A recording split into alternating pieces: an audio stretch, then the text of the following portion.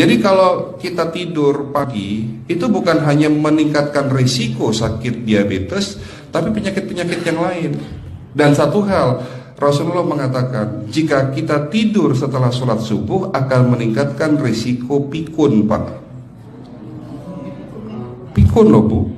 Ya, Pak, gampang pikun. Lah kalau kita sholat subuh menjelang maghrib setelah asar, apa yang terjadi? Islam melarang, kita dilarang oleh Nabi kita tidur menjelang maghrib, betul? Bukan karena nanti ketindihan setan, bukan ya.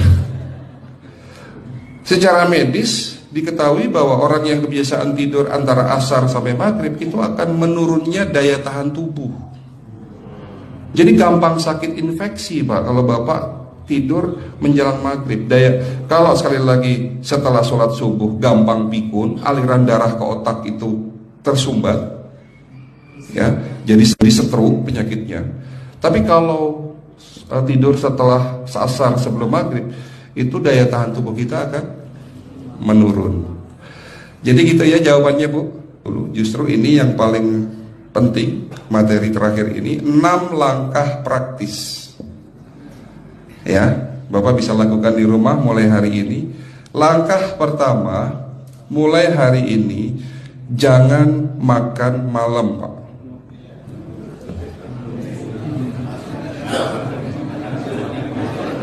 Ya, ala bisa karena biasa.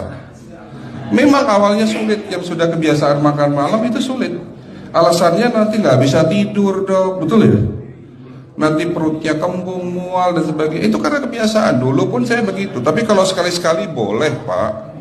Misalnya diundang hajatan gitu, tetangga ada yang kawinan, hajatan, ya udah apa-apa, menghargai itu makan malam. Tapi sekali-sekali itu. Tapi kalau tiap hari ini yang nggak boleh, betul ya, Pak? Jangan makan berlebihan dan jangan makan malam. Makan sate boleh nggak, Pak? Boleh, siapa bilang nggak boleh? Sate itu, Bapak tahu daging kambing. Daging kambing, daging domba adalah makanan sehat, tidak berkolesterol. Yang kolesterol itu lemaknya, Pak. Tapi kalau Bapak makan daging murni, dagingnya tok, ya sehat, Pak. Yang nggak boleh itu santannya. Jadi makan gulai itu jangan, kalau gulai sate aja udah, ya, ataupun dibuat apalah, dibuat empal, ya. Oke, itu yang pertama. Yang kedua, tolong catat, jangan tidur larut malam, Pak. Batasan tidur jam berapa, Pak? Jam 11 paling telat harus sudah tidur. Kenapa? Apa penjelasan medisnya? Orang yang tidur di atas jam 11 akan terganggu fungsi livernya, Pak. Dimana liver kita ini fungsinya banyak. Ya, ada 500 fungsi liver loh, Pak. Fungsi jantung ada berapa, Pak? Fungsi jantung 1. Fungsi jantung tugasnya untuk mompa darah. Fungsi ginjal ada berapa? 2. Absorpsi dan filtrasi. Fungsi liver 500 fungsi. Jadi organ yang paling berat dalam tubuh kita kerjanya adalah liver. Liver akan rusak manakala kalau kita tidur di atas jam 11 malam. Berarti 500 fungsi liver bisa rusak, Pak. Ini salah satu penyebab diabetes. Bukan hanya kerusakan pankreas, tapi rusaknya liver bisa jadi penyakit diabetes, Pak.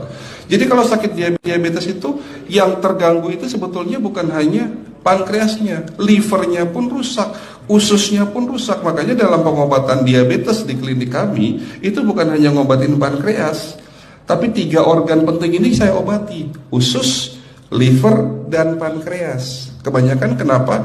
Kalau dalam pengobatan tradisional mereka tahunya diabetes itu hanya pankreas, ya kan? Tapi di sini dalam pengobatan holistik, orang yang kena liver itu 3 organ ini pasti rusak: usus, liver, dan pankreas. Salah satu penyebab dari kerusakan liver akibat kebiasaan tidur larut malam. Jadi salah satu penyebab diabetes pun bisa karena tidur larut malam. Ya, batasan tidur jam berapa? Sekali lagi, jam 11 harus sudah tidur pulas. Jadi jam 10, setengah 11 paling lambat kita harus tidur pulas. Nanti setelah jam 1 boleh bangun. Yang penting jam 11 sampai jam 1 ini harus tidur pulas. Jadi kalau Bapak mau sholat tahajud jam 2, setengah 3 ya monggo. Ya. Oke, itu yang kedua. Yang ketiga, air putih Pak dijaga 2 liter sehari. Bagaimana cara minumnya yang baik? Rasulullah sudah ngajarin kita ada 6 sunnah.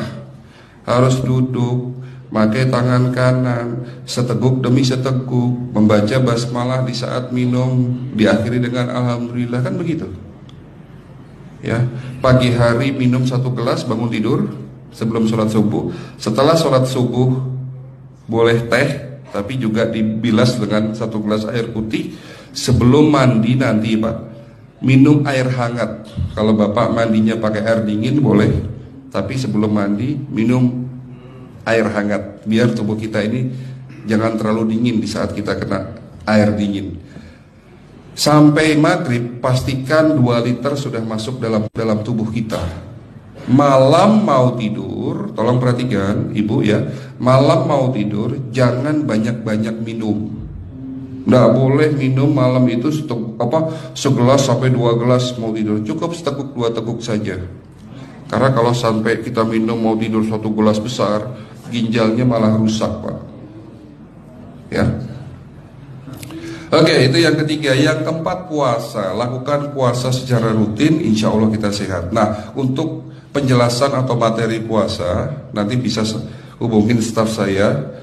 Nanti di bulan Ramadan tahun ini, kalau memang masih ada slot 1 sampai hari ke-20, saya bisa mengisi manasik kesehatan yang berkaitan dengan manfaat puasa untuk kesehatan. Insya Allah kalau memang masih ada slot waktunya, karena kita di bulan Ramadan hanya 20 hari kita ngisi manasik. Ya, oke, itu yang keempat.